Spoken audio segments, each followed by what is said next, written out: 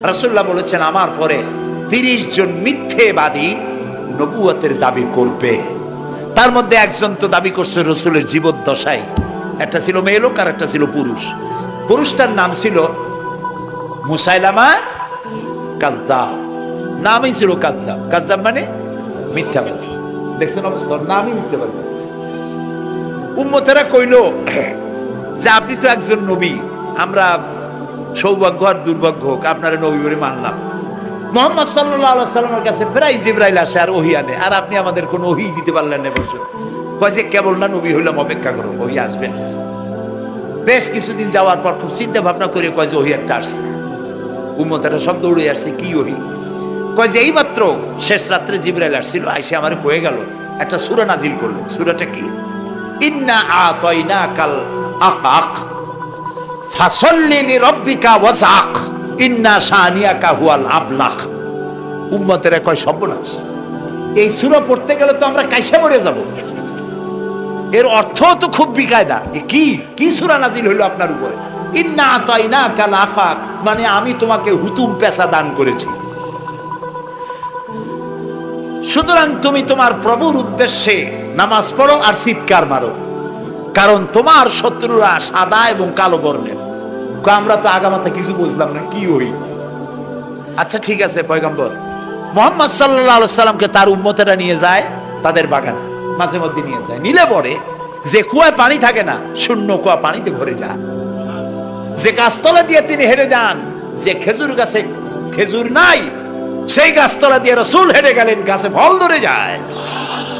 আপনি তো এরকম কিছু দেখাইতে পারেন না। তোমরা তো আমার নেও না, চলো না যাই। নিয়ে গেছে, যাই দেখে যে কুয়ার পাড় দিয়ে যায়, যে কুয়ায় পানি থাকে তা থাকে না, শুকায় যায়। যে গাছতলায় দিয়ে যায় ওই গাছে খোরমা থাকলে সাথে সাথে খড়গুলো ঝরে যায়। উম্মতের কয় কি একটা কপাল পড়ো নবী পাইলাম ভাগে। আল্লাহ তারে শেষ করছে দুনিয়া থেকে, জাহান্নামে চলে গেছে। সেই মহিলাটাও গেছে, সেও গেছে। রাসূলুল্লাহ বলেছেন এইরকম ৩০ জন মিথ্যাবাদী নবুয়তের দাবি করবে কিয়ামতের আগ পর্যন্ত। গোলাম আহমদ কাদিয়ানী, এ হলো ইতিহাসে আমরা যত পাই তার পর্যন্ত ২৮ জন হয়েছে। মুহাম্মদ সাল্লাল্লাহু আলাইহি সাল্লামের ইন্তেকালের পর ওকে নিয়ে হয়েছে ২৮ জন। কয়জন হইল? বাকি আছে কয়জন? তাই বলে কিয়ামত যে এই ২ জন হইলি আগামী বছর বা ৫-৬ বছরের মধ্যে কিয়ামত হবে ওইটা চিন্তা করেন না। এই পৃথিবীতে একটা লোক আল্লাহ শব্দ উচ্চারণ করার যদি থাকে কিয়ামত সে পর্যন্ত হবে না। সুতরাং বহুত দেরি আছে কিয়ামতে। তবে ওর মতো আরো শয়তান ২ জন আসবে। গোলাম আহমদ কাদিয়ানী বলল আমি পয়গম্বর, আমি নবী, আমার উপরে ওহী আসে। তো তার সঙ্গে ওই যুগের বড় আলেম মাওলানা আতাউল্লাহ শাহ বুখারী রাহমাতুল্লাহ আলাইহি, তিনি বললেন আচ্ছা তুমি যে নবুয়তের দাবি করো এই শক্তি তুমি পাও কই? কয় যে আমার শক্তি তো কোরআন, কোরআনের মধ্যেই আছে আমার কথা। কোথায়? কয় সূরা সফের মধ্যে আছে। ইয়াতি মিন বাদি ইসমুহু আহমদ। ঈসা আলাইহিস সালাম আমার ব্যাপারে ফোরকাস্ট করেছেন, ভবিষ্যৎবাণী দিয়েছেন যে আমার পরে একজন আসবে, তার নাম হবে আহমদ। আমি তো সেই আহমদ। মাওলানা বুখারী বলছেন বেকুব, ঈসা আলাইহিস সালাম যার কথা বলেছেন তার নাম, ঈসা আলাইহিস সালাম যার কথা বলেছেন তার নাম হলো ফকাত আহমদ, আর তোমার নাম হলো গোলাম আহমদ। তাহলে এতে করে বোঝা যায় ঈসা আলাইহিস সালাম যার কথা বলেছেন তুমি সেই আহমদের গোলাম, তো তুমি নবুয়তের দাবি করো কেন? গোলাম আহমদ কয় যে হুজুর আমার নামের আগে গোলাম বৈশা একটু সমস্যা হয়েছে, ঠিক তো গোলামটারে যদি বাদ দেই তাহলে তার আপনি আপত্তি করতে পারেন না, আমি আহমদ থাকি আর আপনি আমার উম্মত হয়ে যান। আমি আমার কথা ঈসা আলাইহিস সালাম বলেছেন। মাওলানা বুখারী বলছেন দেখো তোমার ফতোয়া অনুযায়ী তুমি বলছো নামের প্রথম অংশ বাদ দিয়া শেষের অংশ নিয়ে তোমার উপর ঈমান আনতে, তাহলে আমি আমার নাম আতা আল্লাহ। তোমার ফতোয়া অনুযায়ী আমার নামের প্রথম অংশ বাদ দিলাম, আতা গেছে, থাকছে আল্লাহ। আর আল্লাহ হয়ে বলছি তোর মতো গাধারে আমি নবুয়ত দেই নেই। এরপর এই শয়তানের মউত হলো কোথায়? বলেন কোথায়? পায়খানার ভিতরে। এই কাদিয়ানীরা, গোলাম আহমদ কাদিয়ানী কাফের, ওরে যারা নবী বলে মানে তারাও কাফের। প্রিয় ভাই সব, পৃথিবীর 48টি মুসলিম দেশ কাদিয়ানীদেরকে নন মুসলিম মাইনরিটি হিসেবে ঘোষণা দিয়েছে রাষ্ট্রীয়ভাবে। সৌদি গভর্নমেন্ট আইন পাশ করেছে, কিয়ামত পর্যন্ত কাদিয়ানীরা মক্কা মদিনায় প্রবেশ করতে পারবে না। বিগত 100 বছরের ভিতরে কোনো কাদিয়ানী মক্কা মদিনায় ঢুকতে পারে নাই। আজকে বাংলাদেশে খতমে নবুয়তের আন্দোলন নতুন কিছু নয়। দীর্ঘদিন থেকে এই উপমহাদেশে খতমে নবুয়তের আন্দোলন চলছে। এই আন্দোলন চলবে যতদিন পর্যন্ত সরকারের পক্ষ থেকে তাদেরকে নন মুসলিম মাইনরিটি ঘোষণা না করা হচ্ছে, আন্দোলন চলবেই। এদের লাশ রাস্তায় ফেলাই দিবা আর 14 কোটি মুসলমান তাকিয়ে তাকিয়ে দেখবে, তা বিশ্বাস করো না। খতমে নবুয়তের আন্দোলন যারা করেন, এই জাতির 14 কোটি মুসলমানের সমর্থন তাদের পেছনে রয়েছে। কাজী তাদের ব্যাপারে উচ্চবাচ্য কথা বলতে গিয়ে ব্যারিস্টার হন, আইনজীবী হন, যেই হন, খতমে নবুয়তের আন্দোলন যারা করে তাদের ব্যাপারে কথা বলতে গিয়ে মুখ সামনে কথা বলবেন। এদেশের মানুষ শহীদ হয়ে যাবে, কাদিয়ানীদেরকে বরদাস্ত করবে না। আমাদের দেশে হিন্দু, থামুন, আমাদের দেশে হিন্দু, খ্রিস্টান, বৌদ্ধ আমাদের দেশের নাগরিক অধিকার ভোগ করে না? আমাদের সমান নাগরিক অধিকার তারা ভোগ করে। কাদিয়ানীরাও হিন্দু খ্রিস্টানদের মতো নন মুসলিম মাইনরিটি হিসেবে এদেশে বসবাস করে নাগরিক সুবিধা ভোগ করবেন, কোনো অসুবিধা নাই। কিন্তু আপনি মুসলমান বলে দাবি করবেন না, শেষ নবী মানবেন না, আমরা এই ব্যাপারে কিয়ামত পর্যন্ত আপোষ করব না। কেবলমাত্র মূর্খ, দালাল, হারামখোর তারা এই কাদিয়ানীদের পক্ষ অবলম্বন করতে পারে, ইমানদারেরা পারে না।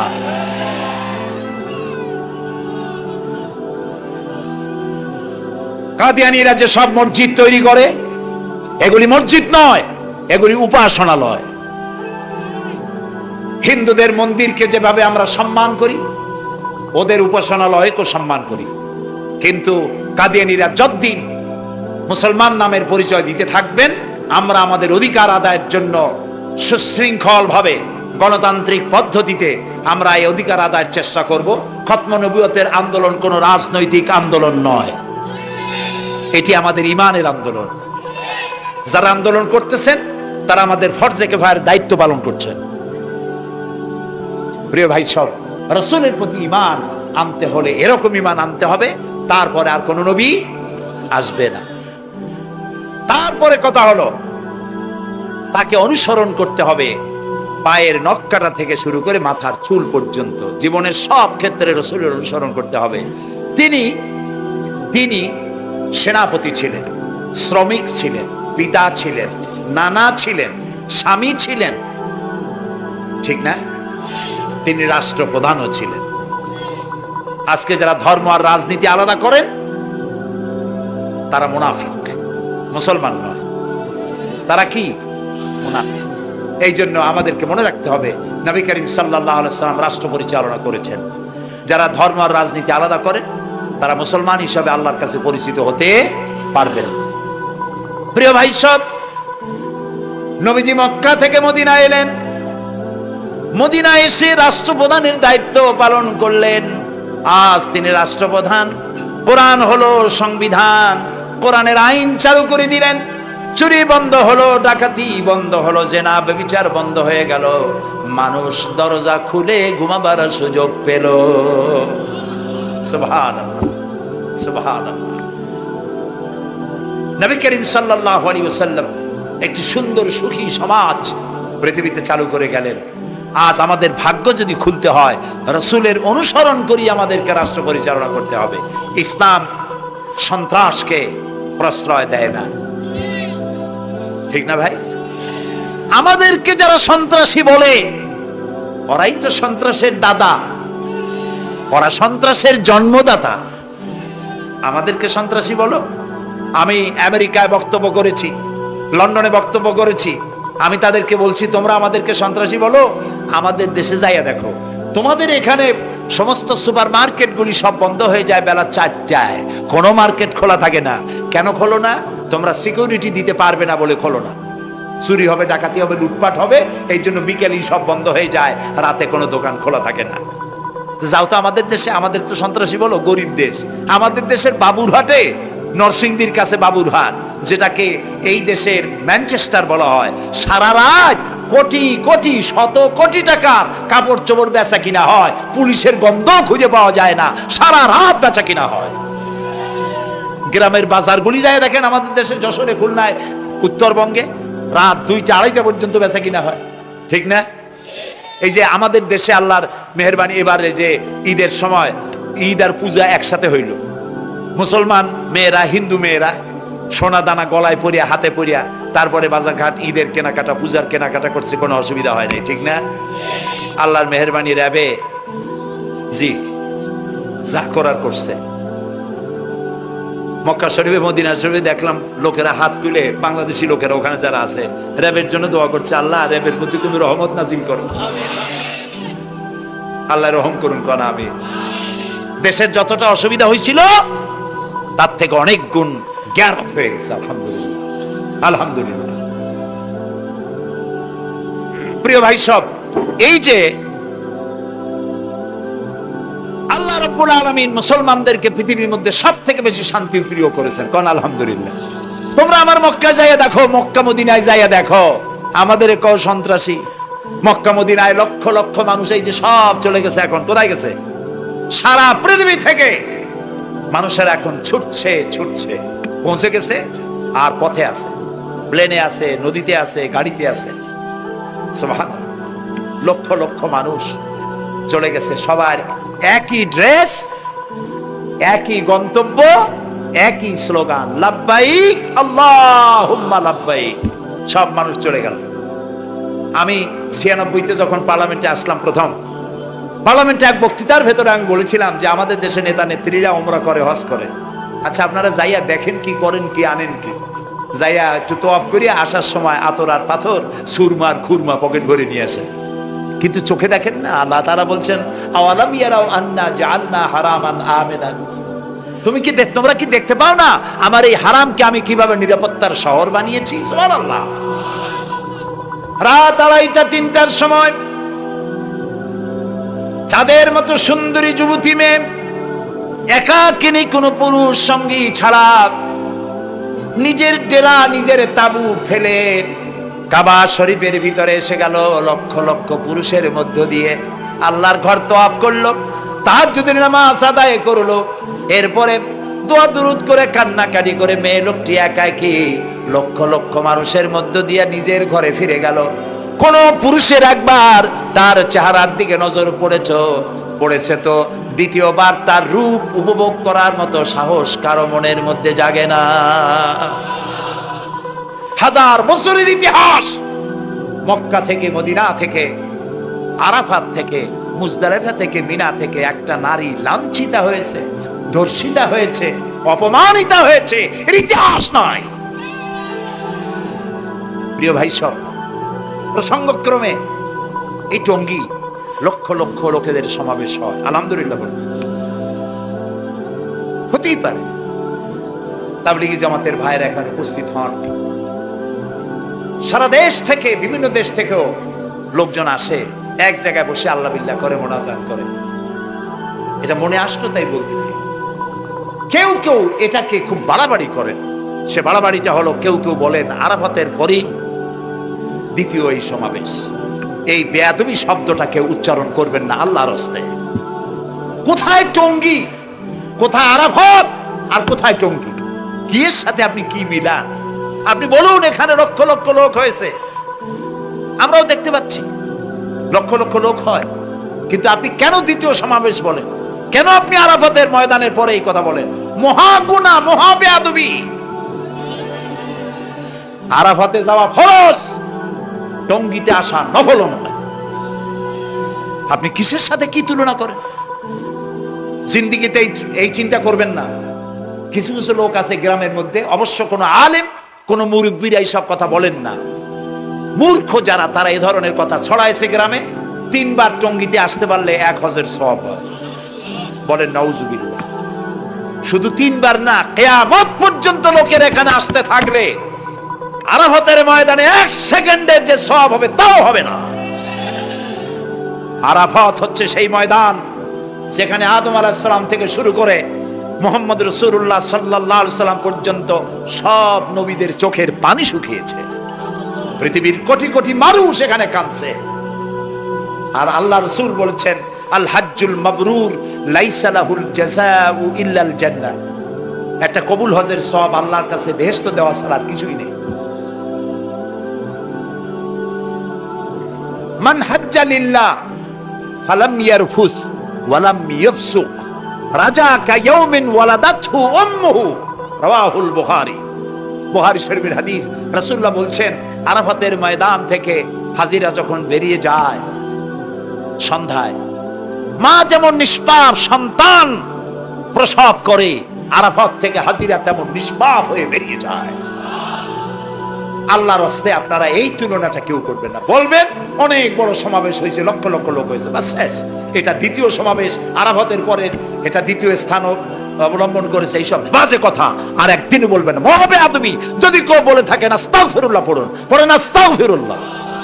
আল্লাহ সবাইকে ক্ষমা করুন বলুন আমি। এখানে আসতে দোয়া কবুল হবেই কোনো গ্যারান্টি নেই, কোনো গ্যারান্টি নাই। কিন্তু রাসূলুল্লাহ বলেছেন আরাফাতের ময়দানে দোয়া কবুল হয়। রাসূলুল্লাহ বলেছেন আল্লাহর ঘরের কাছে দাঁড়ায়া মুলতাজিমে দাঁড়ায়া এমন কোন দোয়া করি নাই যে আল্লাহ কবুল করেন নাই। কাজে এই সব চিন্তা করবেন না প্রিয় ভাই। সব রাসূলের প্রতি ঈমান আনতে হলে রাসূলের জীবনকে জানতে হবে। রাসূলের জীবন আমরা অনেকেই জানি না। বাংলা ভাষায় বহুত বইপত্র বেরিয়েছে রাসূলের জীবনী সংক্রান্ত। মেহেরবানি করে কিনবেন এবং পড়বেন। রাসূলের প্রতি ঈমানের অর্থ হলো রাসূলুল্লাহর পা থেকে শুরু করে মাথা পর্যন্ত সবটা আমল করা এবং তাকে মোহাব্বত করা। রাসূলকে কি করব আমরা? কি মুহাম্মদ সে ওয়াফা তूने तू हम तेरे हैं ये जहां चीज ही क्या लोह कलम तेरे हैं। মুহাম্মদ সাল্লাল্লাহু আলাইহি সাল্লামের সঙ্গে যদি তুমি মহব্বতের কানেকশন জুড়িয়ে দিতে পারো, তার অনুসরণ আর অনুকরণ যদি করতে পারো, আকাশ আর জমিন তো দূরের কথা, লৌহ কলম পর্যন্ত আল্লাহ তোমার জন্য করে দেবে।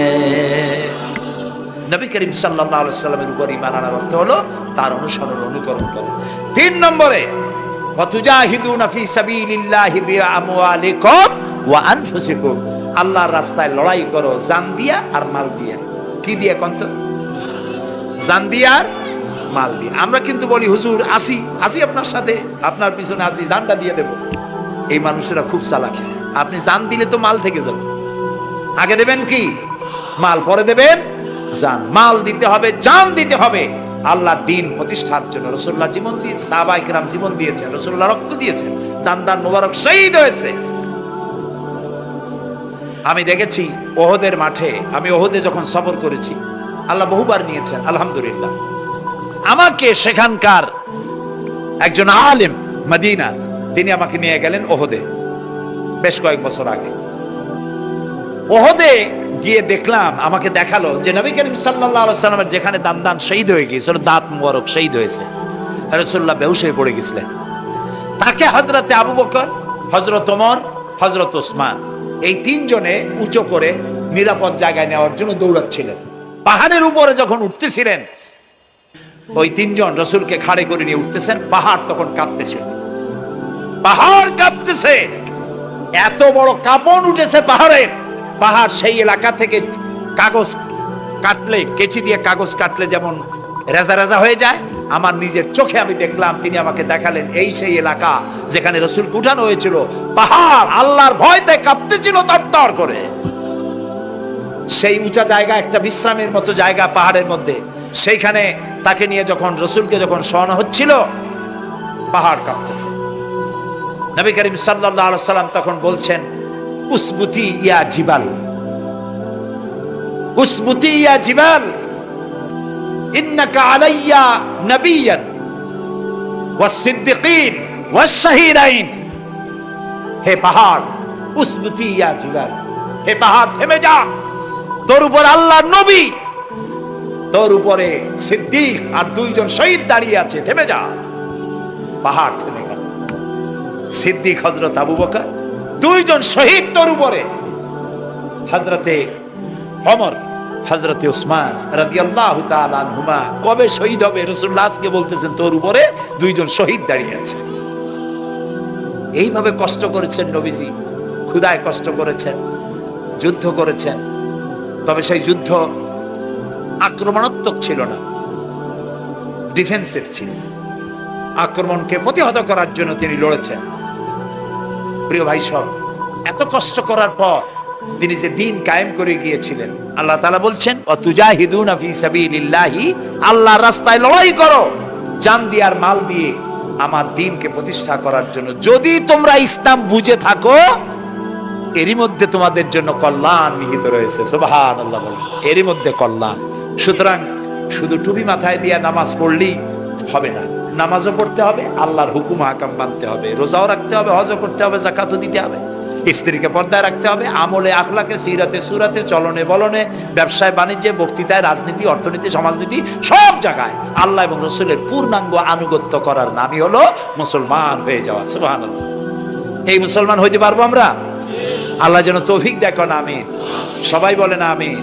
আমি এখন আপনাদের নিয়ে মোনাজাত করবো। মোনাজাতের আদব বসা, দাঁড়ানো ভাইয়ের একটু বসেন। এই যত মানুষ দাঁড়ায় আছেন মেহেরবানি করে একটু বসেন। আমি কিন্তু একবারও বলিনি আপনারা বসেন। দাঁড়ানো ভাইরা মেহেরবানি করে বসেন, মোনাজাত করবো আপনাদের নিয়ে।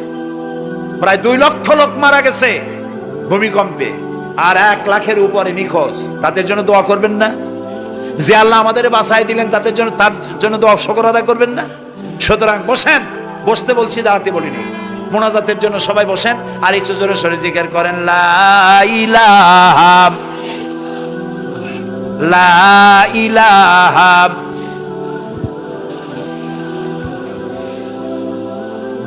টাইমের শেষ হয়ে গেছে।